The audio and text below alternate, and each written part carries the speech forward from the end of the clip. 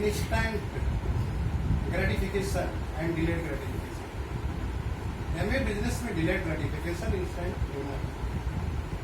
Instant में अपना व्यक्तिगत मेहनत करेंगे, डिलेड में आपकी पूरी टीम बनती है। तो थोड़ा सा धैर्य रखिए किस चीज का, जिस बिजनेस को हम करने आए हैं वो मॉडल ही अलग है, तो उसी के कैरेक्टर से करेंगे तभी हमारी अचीवमेंट आएगी। लेवल आ जाएगा लेकिन अगला लेवल के लिए आप नहीं कर पाएंगे। और इस चीज को सब लोग समझते हैं, लेकिन जो माइंडसेट है हमारा ना पारंपरिक बिजनेस का है, हमारी सोच ही पारंपरिक बिजनेस के आधार पर चलती है।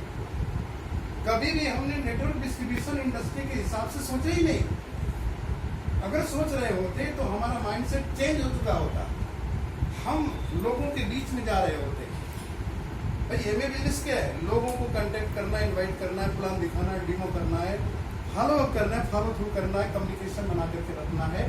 क्यों कि जो एक एक स्टेप पर जो चीजें लोगों को पसंद आ जाएगी वैसे वैसे रिश्ते आपके बनते चले जाएंगे।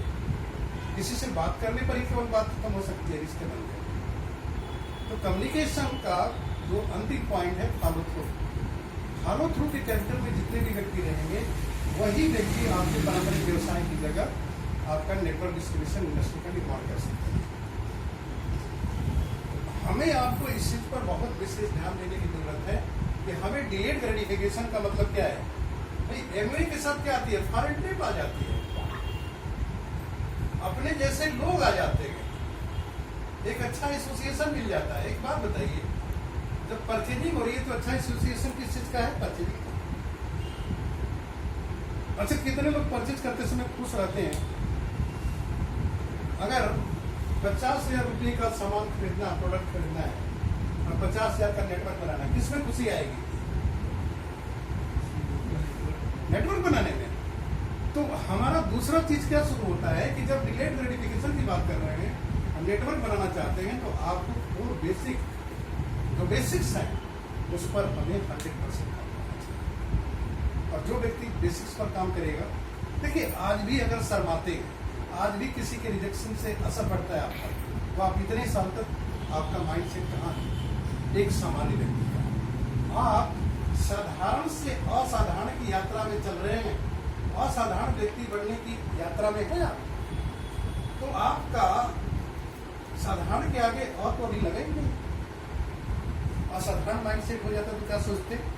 भाई साधारण आदमी की तरह सोच रहा है। अच्छा, मैजिक ऑफ थिंकिंग बिग का मतलब क्या होता है? बड़ी सोच का बड़ा जादू। किसका जादू? सोच। बड़ी सोच का। छोटी सोच का बड़ा जादू नहीं है, बड़ी सोच का बड़ा जादू। बड़ी सोच का बड़ा जादू का मतलब ये होता है कि आपने बड़ा सोचा। अब एक चीज और बताइए, जब आपके बिजनेस में चैलेंजेस आते हैं, बिजनेस बढ़ता नहीं, 3-4 साल हो गए, कुछ ऐसी चीजें नहीं दिखती जो कि हमें आपको प्रेरित करती हो, उस समय आपकी सोच कैसी है? आप चेक कर सकते हैं, आपकी सोच बड़ी वही लिख सकते हैं। आपकी सोच छोटी हो गई है, ये सत्य है। अगर बड़ी सोच होती तो हम बड़ा काम कर रहे होते, लेकिन हमारी सोच कैसी है?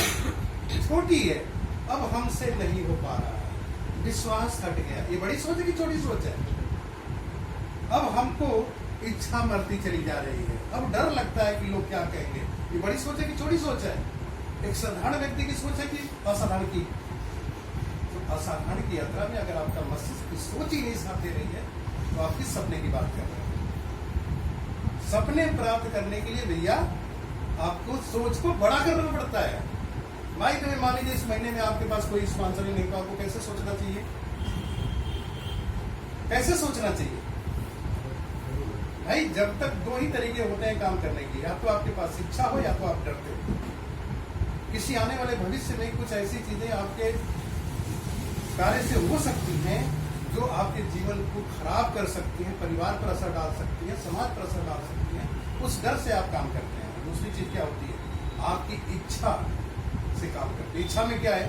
इच्छा में 3 चीजें होती हैं, या तो आपकी नीड है, या तो डिजायर है, या तो ड्रीम है।